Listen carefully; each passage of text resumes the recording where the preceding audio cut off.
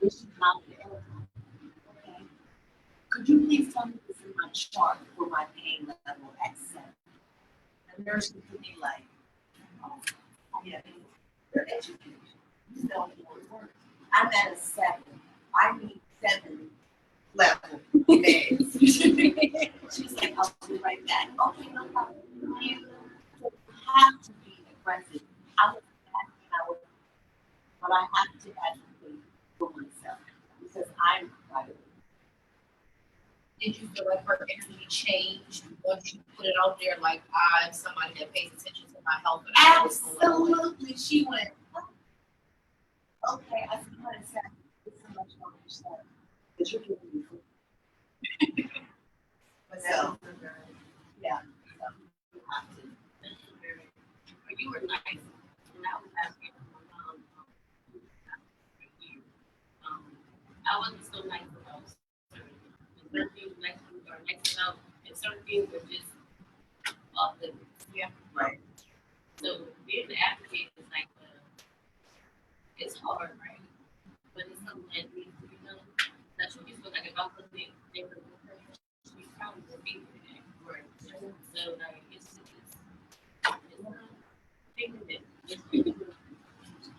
so my next question is, because I am a caregiver, so this is a question for me. Do you know any organizations that provide mental health services for caregivers? Care. I think it's something that we don't discuss, right? Yeah. Especially in the Black community, we don't discuss too many things that bother you. So when you talk about relationships and helping somebody that may feel like you shouldn't be in that position to help, we don't have anywhere to go to talk about it, see what help is out there. Sorry. All right, so that touches home. That is home. I've been a caregiver multiple times. I would say the first time. Okay, so I saw my family caregiver. I think what's my first instance of seeing someone caregive was probably my grandmother, and she was providing care for my aunt, my great aunt, who had Alzheimer's. And so she picked me up. My grandmother would pick me up from school. We would take my great grandmother down to Secret, Delaware, to caretake for my great aunt, and that was for school years. My next instance of caregiving was when my grandmother was with pancreatic cancer, the great grandmother too. But that was a little different because I was in college and like back and forth. So my family was the caregiver in that moment. So I would say my next instance of caregiving was when my grandmother had pancreatic cancer, and that was incredibly hard, right? Because I think reflecting on it, you will get to an age where what you know will be pulled from under you. The people that were strong, wise, able-bodied, the dynamics will shift and it will shape you. Because you're going to see people that have mentally been strong, that you lean on, kind of almost go into themselves. When someone is in a position where they've been a leader and you're confident, you walked in here today. Imagine not being able to walk and having to have someone to change your clothes, take you to the bathroom. These are all things that we take for granted, and it's very hard being a caregiver because, like you're used to living life on your own terms. And that looks different. So that was kind of why I started the Black Women. And what I did was one of the first things that we tried to do was create a caregiver. Kind of like we're here now, just talking.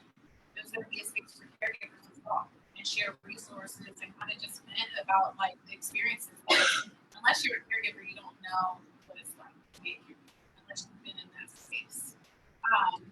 And there are not enough resources in the community. I mean, if we're talking about primary care providers, there are not enough resources in the community for caregivers. Like you have to have money to be able to hire a provider. You have to have resources to be able to hire providers. And I honestly get a nurse or a provider on like Medicaid. One, have limited options. Two, their caseload is astronomical. So it's a societal issue that we have. So that's my thoughts on it. But my other thought is that we have to just take better care of ourselves because the system is just overburdened.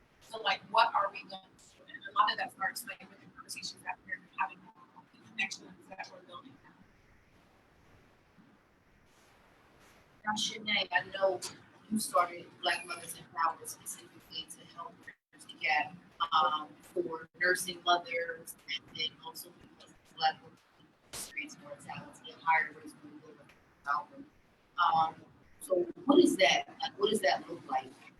If I'm a Black woman and I'm pregnant and now I find out that I'm pregnant, what things that I should think about that I didn't think about before, but because I know I'm navigating maybe in a different space. What does that look like? Well, I think it looks like what every other woman thinks about, right? But also understanding the history of our country, right? And understanding that there is a medical system and a history of Black bodies being controlled and violent, right? So, in understanding the foundation of that and knowing that that's where we still are, right? When you interact with these systems, you still got to think about, I need an OBGYN, you still got to think about that. But now, it's different layers to me thinking about that. Do I want someone who looks like me? Maybe I want a midwife. What's a midwife, right? So, you're thinking about the same things any other woman would think of, but there's layers to it because you are Black. Just have to think about different things. Now, we all think about our children, white women, Black women, and but Black women, we have to think about our children in a different way when they go out into the world because they're Black and how the system is going to treat them because 2,000 years ago, Europeans decided they wanted to create a thing called race. When they created race, now they created disparity because they wanted to be superior. Right, instead of creating race and saying we're all equal, they created race and said we're over top of you and you guys are at the bottom, but we're going to create systems to control you. Right? So I understand that when I go into and I'm pregnant, that I have to think about those things at a different level. But it's the same thing any other woman thinks of, right? Who's my OB-GYN? Where am I give birth at? Well, how's the dad going to be involved? And we're thinking about the same thing, it's just another layer of it because we're Black. How many people have gone to their provider and felt like they had to run down their resume to see where they care? Yeah. And I feel like that. Do you have to dress a certain way? Do you feel like I can't just show up? Well, my OB-GYN and my midwife I'm glad that they're Black, right? And I've been using them for a long time, so they know me. They know I'm gonna ask questions. Yeah. They already know I'm asking. I'm in there like they know, right? They already know me. But I know that when I'm interacting with a new provider, so I remember my daughter had to get stitches, right? And she got a big gash on her head, all this blood. I'm like, panic, I gotta take her to the hospital. I run her to the hospital. I automatically think, I know I'm walking in, I'm by myself. I'm a single Black mom. Already the narrative that comes with me being a single Black mom and all the negative things I know they're going to see about me. They don't know that I'm educated. They don't know that I know people in this hospital high up that I can contact. So they don't know none of that about me. They just think I'm just some little Black girl. I look younger than what I am, walking in with my daughter who got a head gash coming out her head, right? So right there, we talk about like CPS. And how Black women, hospitals call CPS more on Black women than white women, right? So I come in already like, Samira, tell them what happened to you, right? Because I don't so me, I already know going into those situations, I have to act different or tell them like, hey, my daughter, if she feels like they put the stitch, like they broke the cream on the numb it. And I said, but if she starts screaming more, I need y'all to like numb her, right? And I had to when she started screaming and they kept doing it and stop stitching her, I was like, no, you guys are going to numb my daughter. And I had to start I would start calling people on y'all. Because I think when they look at me, I already know that in some people's minds, my kid and me don't feel pain the same way. And my kid is a kid. And I love her. And I didn't like seeing her in pain that day. I think I was screaming with her. And you shouldn't have to, but you also, my thing is also like, you shouldn't have to be like that. If you didn't finish elementary, you didn't have, like, if you're houseless, it doesn't matter. You should still have access to the same level of care or the level of care that you want, right? Like, it shouldn't be dependent on those things. You shouldn't have to run down a laundry list to just be able to get just a basic human need met. So, and that's just why. And that's, I can't say that it's for me because I completely understand. Because my daughter got burned as a child. And I was happy about taking her to the emergency. Because I was scared that they were going to Say that you burned her. And that I I did something. I'm like, tell me what happened. Because I was like, I didn't What know. happened? Right. Yeah, you, I mean, you go through that. You actually go through that. Yeah.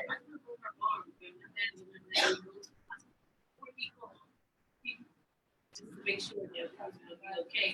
Yeah. She broke her arm, but they always look. I remember a time when I had appendicitis, my rupture, and the DR nurse sent me home because she said that I was pregnant for 2 weeks. I said I'm not. I just had a baby. That's not happening. I'm not pregnant. So I ended up going back. But I went back with my aunt who was in the I went back with my cousin who was a nurse. And I went back with my aunt who was a police officer. Totally different care. Yeah. I mean, as a, I'm like, I got a couple more stories like that, but it's okay. to be honest, as a nurse, I know doctors like me. My woman, my father, we have that level. And being pregnant in the hospital that I knew I have my son in, I knew that I should be able to, if I had an emergency, I'm right here. And for the last few weeks, they were measuring my son was 10 pounds. And I just kept saying that is just not true. We really have a bunch of premature, maybe 4 or 5 pound babies at the most in my family. And I felt like I was literally under water. I mean, when I say drowning, I felt it, right? And I was being told, Ava, you are so dramatic, or, oh my goodness, here you come again, like making jokes about it. And I'm like, I know how I'm feeling, and this is what I would be for my patient, right? I'm absolutely like, doctor, go look at her blood pressure. Darn well she's not well enough to go home. Or go look at the swelling in her feet. You can hear it. If I'm listening with my stethoscope, I can hear water in your lungs, right? We can hear it. So when I finally went into labor, my son was 4 pounds. He was 5 pounds by the time he left, he was 4. But the doctors that literally were laughing at me for the last 3 weeks were standing directly in front of me when I was in labor. And when it looked like 2 buckets of water after he came out was pushed out. Like when I say it looked like 2 buckets of water on them, they were dripping and it was on the back of the wall. And they were dripping and looking at me like in complete shock. And that literally was the water that I had been telling them that I was under, which means they were just saying, this is 10 pounds. They really weren't doing the ultrasound that would have showed them that it was fluid. There's medication that I should have been taking to get that fluid off. There's things that I would have been doing when my blood pressure would skyrocket. I would have issues with blood pressure. So these are things that as a healthcare provider that I was still going through. And for weeks I had to get my son treated because he was drowning for weeks. And it's just things that you see even as a provider. And that's what we're just trying to bend that gap between the conversation, wanting people of any color to just be comfortable with speaking up for yourself, but this is definitely something that I've seen firsthand as a provider and the patient. gonna say, so right now I have about 8 providers that I supervise. But one of them recently said something to me that's really stuck with me, and I think it kind of shifted the even with the language that we use, providers practice. It's not an exact science. They practice medicine. So realize that whenever you're faced with a provider, and absolutely push back for that second opinion. You know, what language, we need to start talking about like what language do we have to use. So push back and ask what would be your differential language, right? Like, or what does this look like? What is the next step if I want to take it a step further? Like, what other options are available to me? What's a second opinion? What would that look like? Because for us, it could mean life or death. It could mean life or death for a loved one. And right now, we're just in a space where you're a provider. You have a quick with your provider. You're in the waiting room way longer than you see your provider. They're in and out in 10 minutes. You're lucky if they know your name and remember you, or you see the same one every time. That's my big issue. I have not seen the same doctor in almost a year. Like, literally. Family doctor. Family doctor. OBGYN got a little scary too there. So I start requesting that I don't want to put it on this day. I want to put it on the day. That's doctor I see. I'll wait. The thing is where they just give you an appointment. Whoever doctor is on that day, that's the doctor you see. But if you don't know this day, well, I'll wait. Which day is Dr. Silver going to be, and I'll wait. But like saying, if you don't have a report, it's like the teacher. You don't want every day you get your child to school, you don't want a different teacher. You don't have a report, you have a relationship. So it's like what happened to the generational pass down of health? You know, you went to the same doctor, you went to the same doctor, their kids went to the same doctor. They feel comes one big circle, and now everybody can see it. This is crazy. We got that 2200 to 1. Yeah, Every single provider I say, want to move here to go like this small Yeah, doctor, so they would pretty much still just at home. So even the small doctors. Because You're actually, there's a newer framework that is like, I don't say newer, but it's been around for a while now, that's starting to come into like our areas where it is called concierge care, where you pay a fee to be a part of the practice monthly, and then you have greater access to that provider and longer appointments to discuss, the other concerns that you have. But again, think about that. separate people. Well, it's Who has access, right? access to You have that? to have access. Yeah. You have to have money to that. resources to have access to that. People can't spell concierge. Right. Right, so I know, right? okay. Concierge, what's that? Is it covered under my insurance? Right, concierge. Oh, wait, I think that's like my knock one out like that. Right? That sounds like luxury. Right, no, it's not, right? You pay concierge for groceries. You pay concierge. You do. Okay, everything. You want that? And then the access that is starting to come around that seems to be, It's taken off because, you have more access, but at the same time, is that how we want to, we want to monetize basic human? Like, you know what I mean? but that's where we are now. Yes.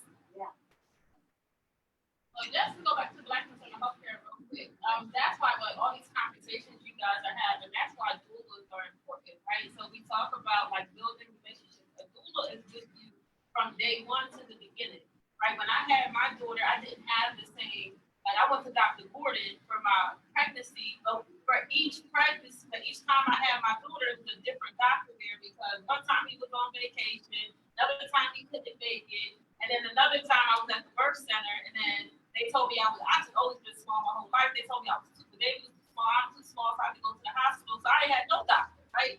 So I always had a different provider, right? But if I had a doula that time, I had someone who knew my care from day one. Right. And that's why not even the doulas are important for pregnancy, they're also important for all other aspects of care. We talk about like cancer, we talk about other things. Black people have the highest rate of almost every single cancer, almost every single disease you can think of. And it's not because genetically, it's because of the history of our country, which puts us at higher stress. We talk about epigenetics before, about the passing down of trauma that it has on our body, and it makes your body sick, like literally sick. So you're passing down trauma. We're passing down trauma in hundreds of years of oppression that's in our body, and we feel it.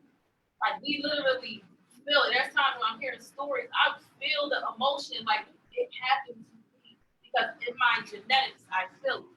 Right. Not only that, but also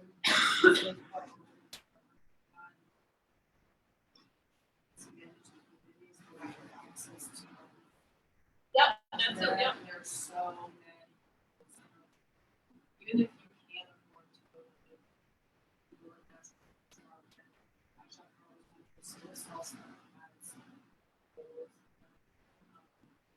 pesticides and stuff like that.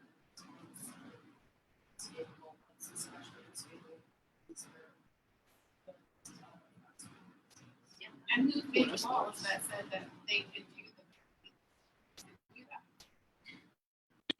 I live in a city, and on the corner of my house is a Chinese store. Across the street is a bar, and right now it is a. I'm born and raised in the city. I own my house there. I have access to go outside of the city, right? I have transportation where I don't have to feature my establishments, but the people that live in that community don't have access to go out. So they're eating these food. They're eating this food. There is no, can't recall any like grocery stores that are like what's that Sprouts, right? Like I don't see Whole Foods, like those are not the most you may get is a Salem, right? Inside of more urban communities, and that food is like the off-brand food, which means it probably has more stuff in it. So even when you just think about even how we start our day just coming outside of the house, my day. I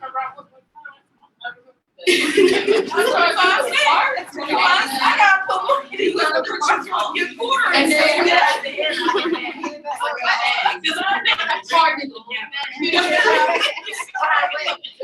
what I would also say is that just not even Audi is the same way, but it's the upgrade from stable life, which you would never see in the inner city. Yeah.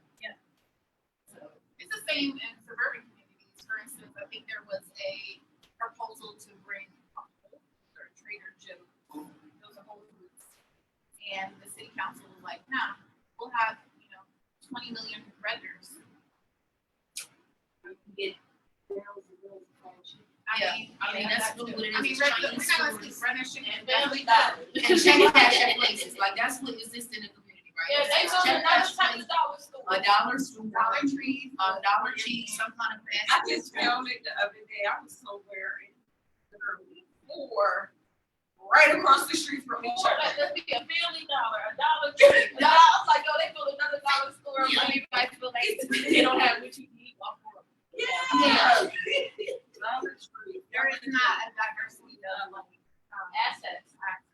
Yeah, like if I need stuff, I'm going to Kirkwood Highway, Concord Pike, but that's where I need to go to get substantial things because And the closest Whole Foods is across PA line. I was just about to say, I'm like maybe 10 minutes away from where she is. Yeah. And I have Sprouts, I have Trader Joe's, and then right across the line, like 5 minutes across the line, I have the Whole Foods. So you can say that even 10 minutes away, which is not long, far, there's a big difference in what is available in that area compared to 10 minutes down the road. Right. You would never guess 10 minutes down the road, there's $10 stores in the same corner.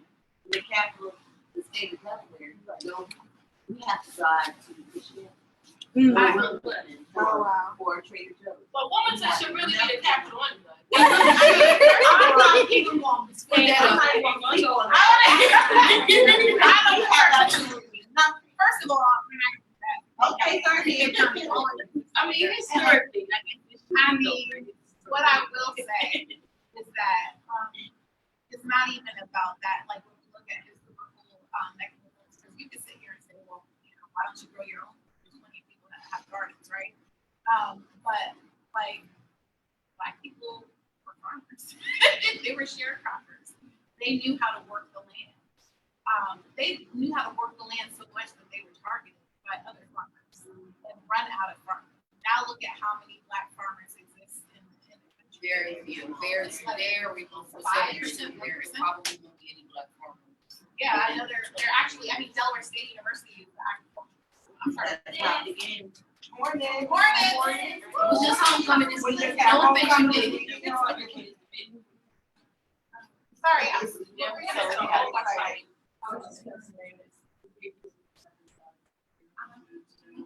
It's a lot of work. Yeah, I'm in a vegetables class right now, and everyone is being out work that goes into it. So, yeah, I don't know how much people really get and grow foods in some way, like growing your own food to actually sustain yourself. That has to be I do it on the side. Yeah. And how can you do it if you're struggling to meet your basic needs? Yeah. Right? Like, it's not It's not a viable thing. It's No. just I want to go back to so what I will say is I've had my own experiences because I was a teenage mother, and when being a teenage mother, you are treated less than, because they're judging as you're pregnant being like you're Black. you're statistic. You know what I'm saying? Yeah, So like, not that I was in school and my GPA, like I graduated very high in my class and I was receiving A's and B's and I had 2 4-year scholarships to college. But just the fact that I was a teenage mother is what like really threw me under the bus. So I went to an OBGYN and just so happened that she had a partner that came in and the partner said, you shouldn't be pregnant anyway. Oh, well, I shouldn't. We're here now. Like, I mean, what is the point? You know what I'm saying? It then to follow that, so somebody else, and it's crazy because that OBGYN, the lady who was the partner, she came highly recommended. This so happened that I got this other lady, she's horrible. But once I was at the hospital, the treatment that I received, I was in so much pain. I mean, so much pain. And I kept saying, I'm in a lot of pain. And they kept saying, well, we gave you an epidural and, we keep giving you more and more medicine. And I'm like, listen, I'm not receiving anything. Like, I don't know what you're talking about, but I'm in a lot of pain. And I guess because I was 16 years old, and it wasn't until my mother said, hold on now, somebody just came down here and they just found out that y'all had her pushing, but she was not supposed to be pushing. That's one thing, right? Almost tore me completely. 2, she's like, she's complaining of a lot of pain. So turn around, the lady said it was a nurse, she was just horrible, she had the nastiest attitude. She says, well, I'm just gonna call the anesthesiologist, and I don't know the problem. So she calls the anesthesiologist and come to find out that I have the problem all her medication on my bed. This lady is nasty. It's all out. Wow. She wasn't able to what? Only it came out. So, yeah. I don't know. My mom was living. Then the third thing that transpired, the third thing that was like really affected me. I was in tears because they went and they gave me my child. And, somebody's handing you this baby and you don't want to be like, just drop the baby on the floor. That's not my baby. Right. But I knew this was not my child. So I'm taking the baby, but I'm like, this is not my baby. Now, mind you, I was breastfeeding. So they telling me, oh, it's your time to feed. And they I think they can't the wrong baby. That's the case. The statute of limitations here. Right. That's Right. very so just to give so Oh my God. that is insane. And also there's not a lot of recourse. I just want to look up for communities to like when there is harm done, like there is not a lot of recourse. Providers have a lot of leeway. If they're a primary care physician, they have a lot of leeway. And there is not a lot of recourse because again, you have to have access to recourse. And then you also have to know somebody to take your case. And that's why like OBGYNs and some of the other providers that are specialists have incredibly high insurance rates. Yeah. And choose not to go into practice. Like, that's why I can't. Yeah, so, Having a patient care. Christiana. And I cried so hard, and I told her, I said, this is not. And she said, well, I was going to check the man anyway. But I mean, you gave me the baby first. Don't you check the baby First, before you get to that baby. Imagine the other mother who maybe that actually was. But imagine where was my baby at? That's right. That's right. No, and Oh, you just had to be, right? So He's only one man. But I'm like, listen, I said, get my child. Just get my child. Like, y'all might have been somebody else breastfeed my baby. Oh, Did you let the breastfeed? yeah. Oh my Believe that. I'm not shocked that you don't got another baby. Oh my God, that is a lifetime story. I know. I think it was crazy. You said when I was born, you could go races on there that had conditions in there. And what same thing, they were switching names there. I was like, this is a jokester. But he was just okay, I'm like, I'm not playing about this. They really switching names. That's how it was like, yeah. My baby, I'm sorry. But I thank you for sharing that because people need to understand the reality of what's happening. And I'm quite sure you ladies, even sitting back in the audience, are saying to yourself, nothing has ever happened to me like that. Or I couldn't even imagine something happened to me like that. So it's happening in real time. I want to also make sure that we do shed light on breast cancer since this is October. And we do know that breast cancer is something that impacts all of women, right? For my mom, she is a breast cancer survivor, so I actually had to test for the gene to see if I carried it, and if I do, which means that at 38, I am already getting mammograms, which technically aren't covered by my insurance. So I think there is also that element too, that although I work, I'm a project manager at Chase, so I do have a good job of benefits, but the reality is everything is not covered. So I did receive a very high bill, right, for the mammogram because technically it's not covered. Your insurance wants you to be a certain age before you actually start to get mammogram. So even thinking about somebody like me that has access and is experiencing that, so what does that look like, right, for someone else that doesn't have the access? But I was just gonna it's just your way. That's the way your insurance works. This is So how a lot of insurance times, even is. with your car insurance, right, you don't know what your policy covers. So Absolutely. you pay insurance every month, you pay all of these coverages, and you don't know what they do for you, right? And who would have ever thought that I would have tested according to the gene, right? Cancer runs into my family, so this is just something that we don't expect to happen, but we're here. So I either would say, no, I'm not going to take the test because you don't cover it, or I'm going to say, we're going to take the test and we'll just figure out the bill, however we want to figure it out. Right. And that's pretty much what we're saying. So yeah, I know. We're not. And We're that's not. why policy is important. Policy is important. Because you can advocate the plan to let people change that. And we're talking about like disparities that exist because it's not talked about, not thought about. It should just be any age. If you need a mammogram, you need a It should be mammogram. covered. Cancer doesn't have an age, right? Cancer is in real time. You know, growing up, my brother, Cavalon, he was going to school and they thought he had stomach issues, right? So he was being treated for his stomach, and my dad was married to his mother and they lived in New Jersey, so he wasn't able to get treatment in New Jersey, and they sent him over to the Philadelphia hospital. That's when they found out he had cancer in his stomach, and then it spread to his lungs and his liver, and then he wound up passing away from it. But even that, he was being treated for stomach issues, right?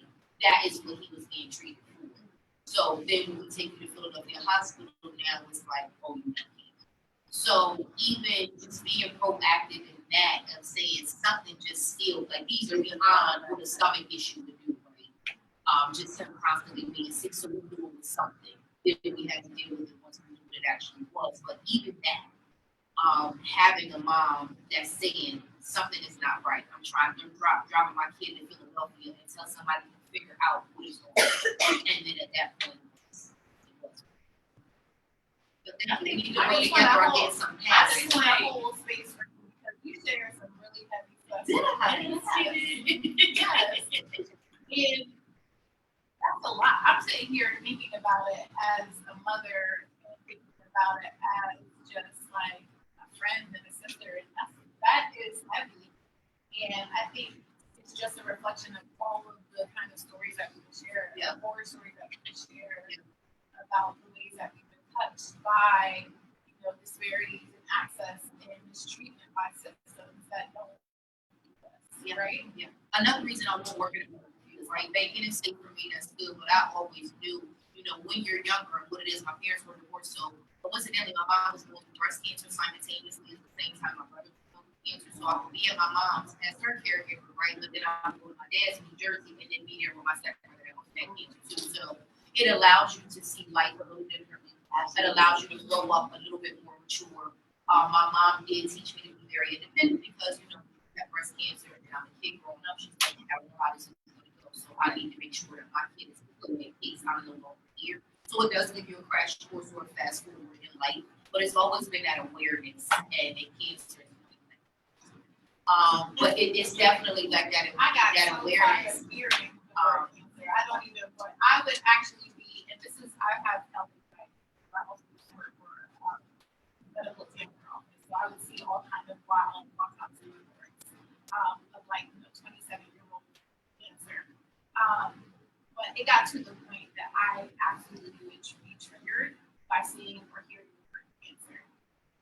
And I'm talking about even horror stories. I'm like, cancer, that's not my sign. I'm so bad about cancer. It's something about the cancer. It's something about the word. I don't even want to hear it. I would be triggered. Yeah, I'm just, listen, that's the trauma because, it is a prevalent thing. And, okay, I guess I can share, a year ago, or actually a little bit more than a year ago, I went to a dermatologist because I had a discoloration on my skin. And I thought it was accidental. I usually have, my skin has been pretty even. I haven't had any issues. But I do have stuff with my thyroid. So I was like, is this eczema or is it tell me if I'm gonna be the next Winnie Harlow now, Winnie Harlow now, the next model. So I went to the dermatologist, and the dermatologist was an older white male. And I showed him the area, he looked at it, and he was like, I think it's just inflammation. I would like to look at the vitiligo. It could be, we'll just keep an eye on it. So I was like, all right, this is not setting right. I reached out to my primary care, and she was like, you know what, we know a dermatologist of color in Middletown, and I can call this into a okay, sure. Well, it turns out they were in the same practice. So you know what happens in that? They talk, but not only that, they make you wait as if you're a new patient. So to be able to be seen by that dermatologist of color, it took me for a year to be seen. And when I went to her, she said, she listened to me. I said, yeah, I've had this going on, blah, blah, blah. She was like, and I could kind of see the wheels turn. And then she was like, you know what? Well, since you're here, we're just going to do a biopsy just to check and see, it doesn't cost her anything to do it, So I go ahead, she does the biopsy, and I get a call a month later. I'm on the way to AI DuPont taking my son for a hearing test. She's like, hey, I just want to give you a call before you see, results.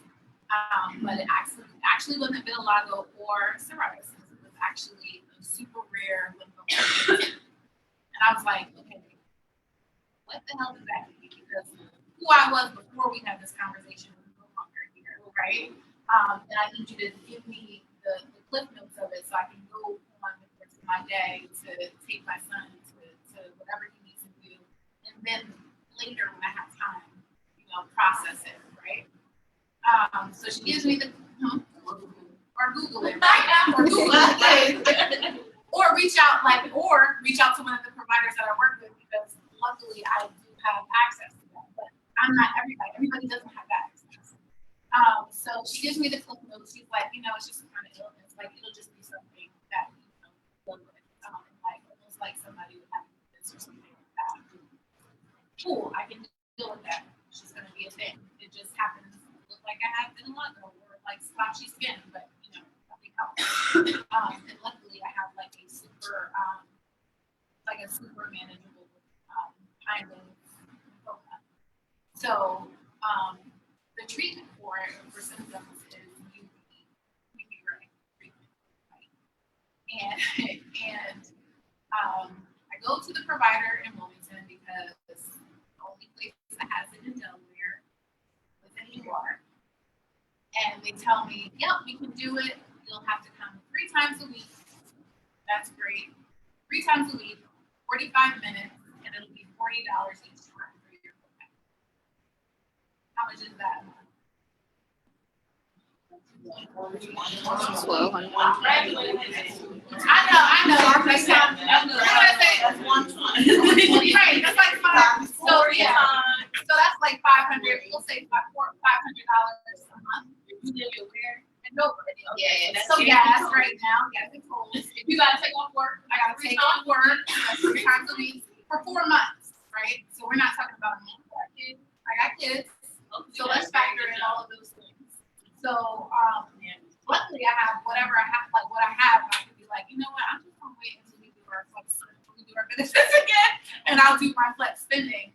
But even still, that's like Flex spending. not everybody has flex spending or the time to be able to say, I can like, this isn't an urgent. That's what I said. I was thank God you had a good job. That you Right. did. You had that. Right, but Talking about like breast cancer, why do you think, or just asking y'all, why do y'all think Black women have higher rates, or Black people in general have higher rates of breast cancer? What do you think would be some social economic factors or things? Yep, we talked about that. The foods that poor people and Black and brown people are exposed to at higher rates than other groups of people. We talk about redlining, right? That was on purpose. So when they redline the community, they also knew that they could put bus stations there, right? So then the smoke from the bus station, they knew that companies who made bad products could be in inner city where people live, right? Or you're living right down the street from where they're making a toxic chemical, and you're breathing that in every day, right? So they created these communities to have certain groups of people be exposed to things at higher rates, right? The water, the air. And I also think what plays a big part too for Black women specifically, I think it's the hair products. That we use. I mean, that's coming out now, right? Yeah, like the hair products. Like perms are the thing, but perms were introduced for Black women to make white people feel comfortable in the workplace. So they started perming their hair. So when we perm our hair, it's straight. Most of us got some type of curl kink or curling kink. Some of them, whatever they think. We got a range of hair, right? We got a range of different types of hair. I got 3 daughters, 3 different colors, 3 different hair textures, right? But in that, you'll see that Black women, that because of the hair products that we have been using historically, that it has caused us tumors and higher rates of cancer. But it's like a movement going on now where a lot of us aren't really using perms anymore. Like, I was gonna say baby powder. Baby powder. You love some baby powder. Listen, you walk out the house, you look over chestnut baby powder. I'm not famous for that. Listen, to be dry, especially in the summer, there are some just cultural about that because, like, I was talking to my partner about stuff, and like, one, I always get in a rant about chemicals, and he'll be like, California would have figured that shit out, right? Because I feel like California will slap. everything. I know they slap might cause cancer on anything, you know, and like literally, you know, they are really good about like notifying and saying, hey, this might disrupt whatever. But there are so many environmental factors. I mean, look at us, we're in Delaware. You have DuPont right there. Like you have so many manufacturing companies within a radius. You don't even talk about the contamination in the groundwater and what that looks like. Y'all watch or probably heard of Aaron Brockovich. Maybe somebody who got influenced to do this work. Like it's a thing. Where is DuPont located? Right next to where? The water sources. The Or the water. water. Oh, well, yeah. And they're And what about there? Especially in Southbridge, Southbridge and the city of Wilmington has some of the highest rates of cancer in the state of Delaware. Because they were exposed to high rates in their water and their air of toxic chemicals, right? So that community is fighting. They're like doing a whole bunch of environmental justice work there in Southbridge because of the exposure. So then imagine how that has an impact on my generation, right? So now it impacts like the kids you have and the kids you have. So then you talk about like the behavior of some of these kids, right? And then when they go into school, they just treat them like criminals. But they're young boys, right? Like so, like it's like this cycle that never ends. I know that Yeah, flat. Yeah, I know that we are getting close to the end, but I kind of wanted to open it up to this question. How can we encourage young women to take their health more seriously? So just from anybody in the audience, from any of our panelists, anybody, how do you guys feel that we can, encourage our young women to take their health more seriously? I'm gonna go first because I have 3 boys. I am a girl mom, okay? Wow. And I think about it's the conversations your mom has with you. My mom didn't have real conversations about health. It was like, don't get pregnant, and you start having sex, you gotta go see your OBGYN, and that was it. Like, it was no real conversation about, like, why I have a period. Sex feels good too. It's not a terrible thing either, right? Like, talking about, I'm a child that needed to hear everything, and I didn't hear it. So I think it starts with you, right? So do the work in yourself, right? Make yourself feel comfortable in your body. So like, I didn't always feel comfortable in my body or understood it, but I got to the point where I now feel comfortable in my body and understanding it. So when I'm talking to my daughter, talking about a period is a shameful thing. It's like, yeah, you start your period, okay, all right, this is what a period is, this is what sex is, this is how you take care of your body. You know why you gotta go to a family practitioner? Do you know why you gotta do this? This is how you advocate for yourself. Speak up for yourself. You don't like it, say it. I always tell my daughter like this. I hope she not, but if she start having sex, I hope you don't. But if you have sex, here are your resources. Right. If you feel like you can't come to me, my mom didn't do that. I had to find resources on my own. I had to learn through my friends. Yeah. Like I didn't know anything about Planned Parenthood or my mom didn't tell me that. It was my friends. Somebody was like, oh, Planned Parenthood, all right, cool. And get a handful of condoms. Did you get some condoms, get tested, all of that. My mom didn't teach me that, but my daughter, she learned. She's not going to learn certain things from my life. My mom, she was a teenage mom. That whole conversation around like it was always, I'm not one of your friends. But I can say when I got to high school with Healthy, even though she didn't have those conversations, she gave me my insurance card. So look there for me. I'm in charge of my own health decisions, so that was good. But just about like encouraging your peers, a lot. Like my mom, she has MS, so that's a big. My grandmother, she has a big experience. So I'm always, I care about me. I want to live. So something don't feel right, like I'm going to the doctor. I'm calling the doctor. My best friend is a nurse practitioner. I talk to them. I was in college too. To be in college, so I was always at the health clinic. I'm like, Shay, I caught my finger. What does this mean? I feel like this is some more. Like if you have those resources associate friends too, like, if I'm scheduling an appointment, I'm like, okay, I'm telling my friends, I gotta schedule my visit. I think that, like, remind them to the doctor's appointment. I don't try to judge sometimes too. My friends tell me, like, if there's something that I wouldn't have done, I'm like, all right, girl, I'll come with you to the clinic or whatever. I think that can be helpful.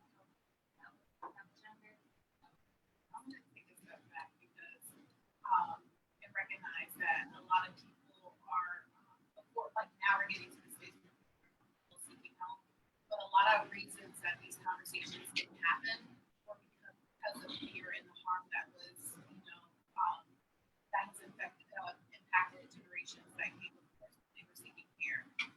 So a lot of times there is a lot of stigma in our communities, and a lot of fear that influences how we show up for like our loved ones.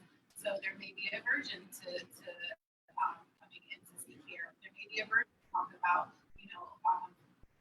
being a sexual being, what that looks like, preventative care. So when you all are dispersed in society into these spaces, remember that we have patients of color. These are just some of the things that they're carrying with them as they're entering spaces. And also, yes, like a lot of conversations didn't happen. We have had come in all the time and be like, I don't even know what a clitoris is. I don't know. Do I have one? Right? Like these are just general conversations that people just aren't having. I was gonna say I have the somewhat opposite effect of you two ladies. My mother, I can't even call on the phone where she'd be like, head to the doctor immediately. What is wrong with you? You're not breathing. So growing up, I always knew like going to the doctor, the importance of going to the doctor and seeing the doctor based off from my mother. So I say at the same now with my peers or people around me, I'm that same effect that she has. I will be like, my best friend will be like, oh, my stomach's been bothering me. I'm like, well, it's been 2 weeks you've been saying your stomach bothering me. See something about it. She finally will see something about it. It can help me much as I think there can be 2 aspects to it as well. I think, I'm sorry, even having a teenager, I think our behavior is the key factor. Like, you see your parents remind you to not to remind them of something that's in the nature. Even like when you talk about sex, the birds and the bees and now, like beyond birds and the bees. We're totally beyond birds and the bees. Like, just being real with them, having real conversations about maybe some things you did in the past that maybe weren't so healthy. That, you know what I mean? We don't want to discuss our past, but I think discussing it helps them be a better person. So it's like that, I just don't want to not say anything because I don't want to be some type of way, or I'm going to say something to help her be a better person. Exactly. As a mother, what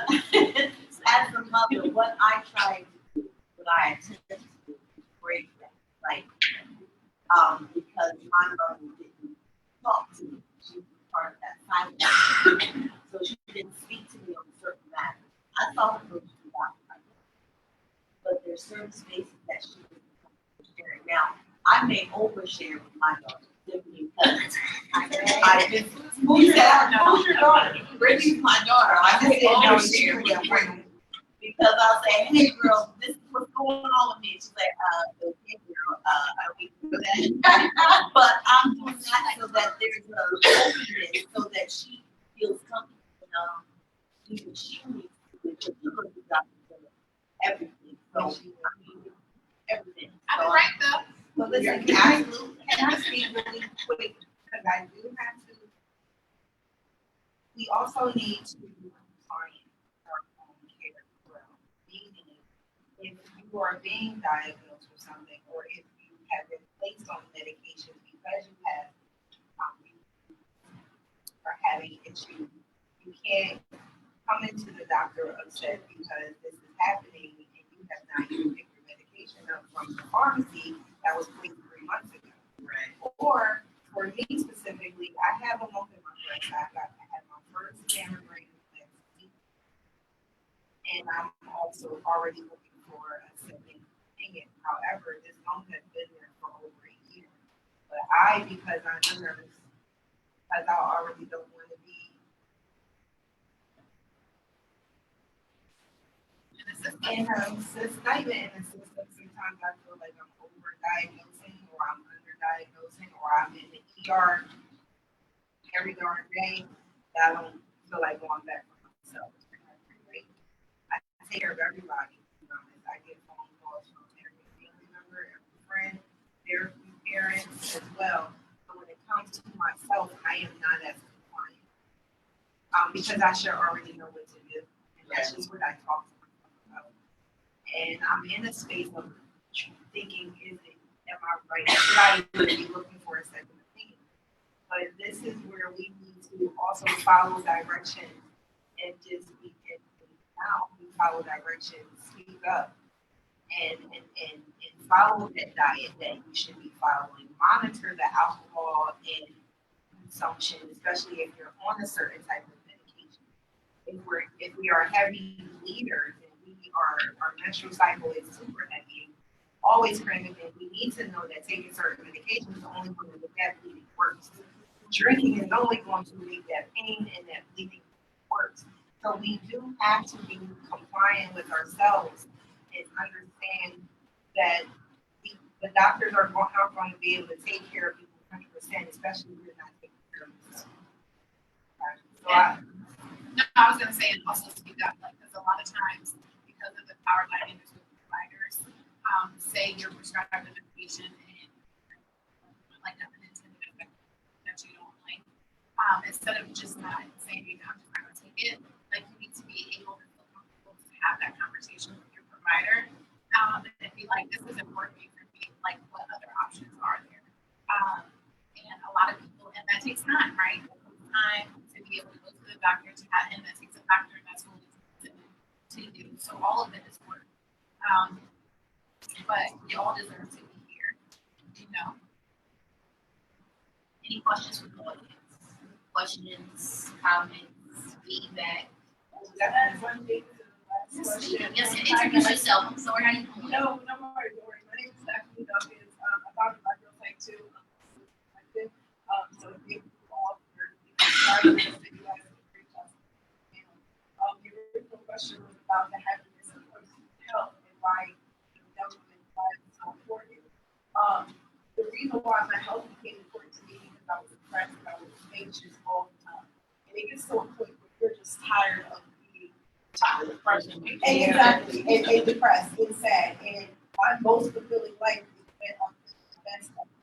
You know, and those conversations and those from violence we have are so important. We come to find out, okay, I can't focus. Well, go to a doctor, have ADHD. Well, damn, I found this out at 30 something.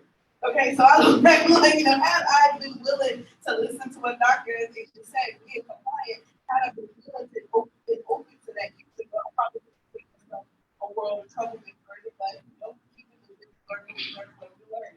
But also nurturing yourself, being that caretaker to yourself, right? Being able to be in that space where you say, you know, I'm going to take care of me as a young adult. My parents, okay, but really caring for yourself is so important. And again, where your health is, whether it's you're tired because you're here. You know, it's just those little things I never eat you. Who knows this stuff unless you're really going to those healthcare professionals. And as Brittany has said it, and when I first met her, something that she says a lot, is that when a doctor you are in two experts, that like really changed. Right,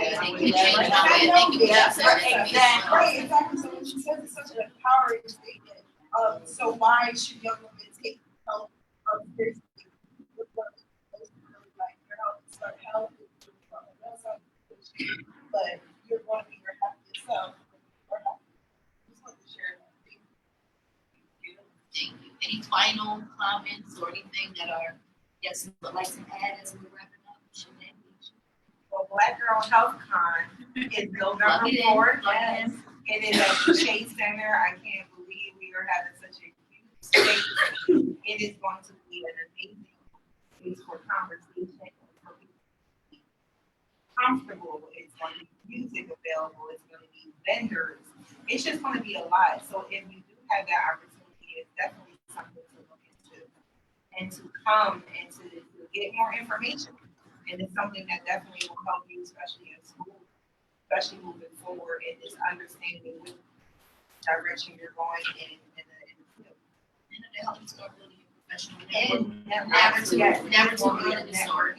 Never too This is the time to start. Yeah. Yes, network now. Network now, college is a great experience, but the network by more, right? You're gonna get your education, be honest, I have a bachelor's and master's, don't remember everything that you taught in school, but you remember your relationships. It was homecoming, you remember people, right? So we just celebrated homecoming now. They'll say, and the reality is, it's the people that you remember. We go back every year, right? We go to homecoming to see more people.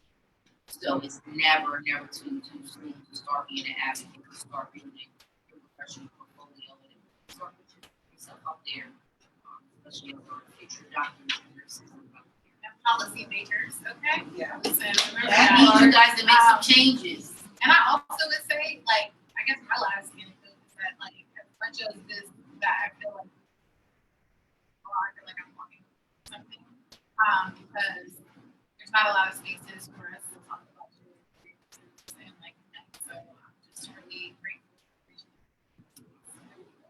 Thank you.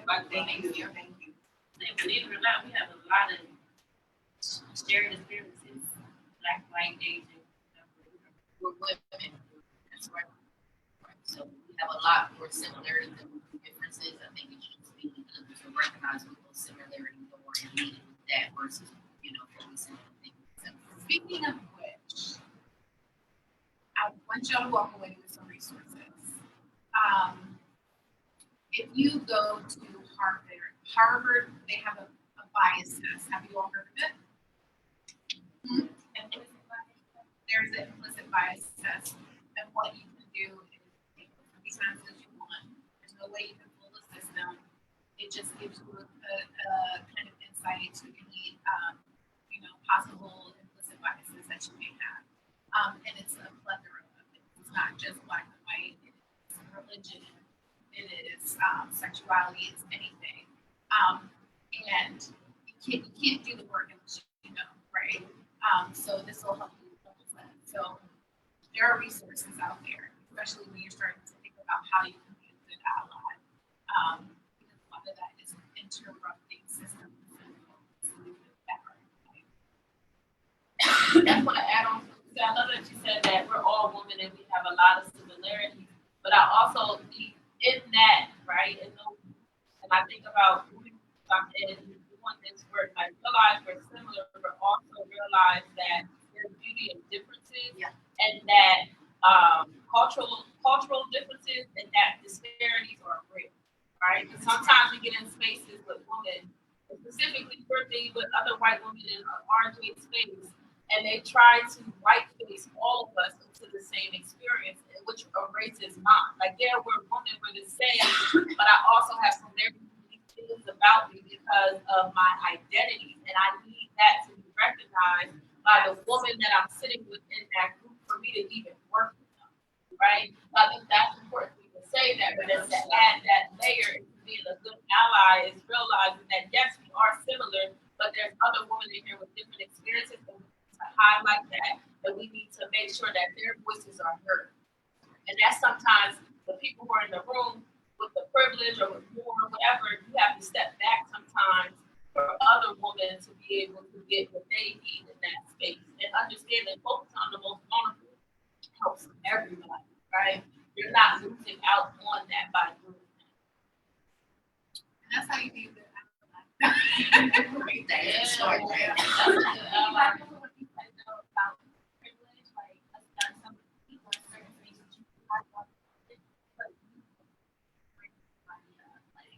I experienced that at a male-dominated industry, and we experienced that a lot. And one time, when a lot of female allies were independent, and I had an idea, and I felt like I wasn't being heard, and had a side conversation. Like, I realized being a white male in this group, like, I have no privilege. I'm gonna highlight that side of me. You can't be in spaces where you use your privilege, and that's where real allyship comes into that. Yeah, part of being the ally is being able to interrupt and power sharing, right? So, like, when you're in a space where you recognize something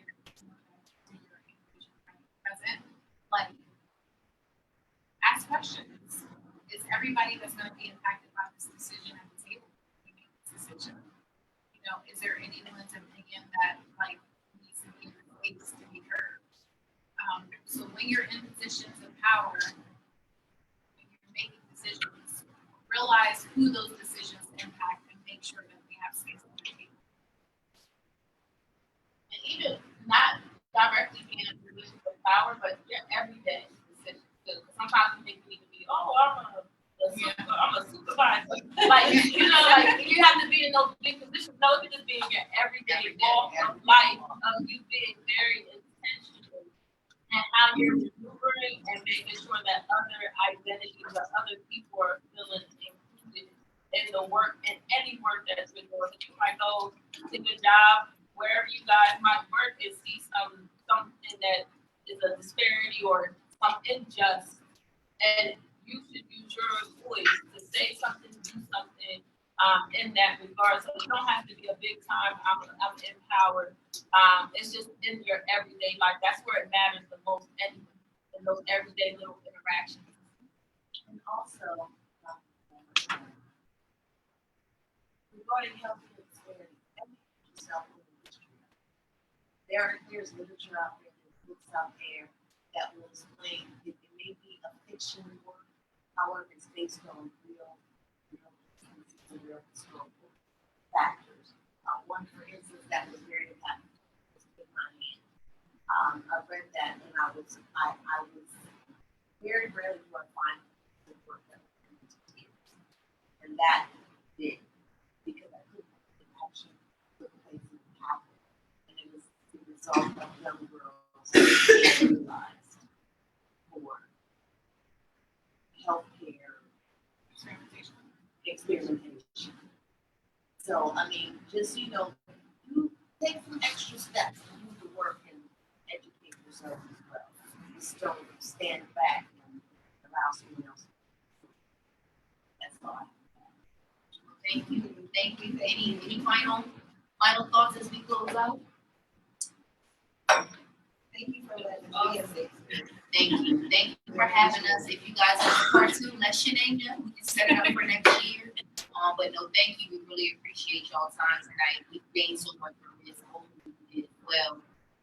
And please are going to pass out some flyers for the event coming up at the State Center. You are more than welcome to attend, share with a friend.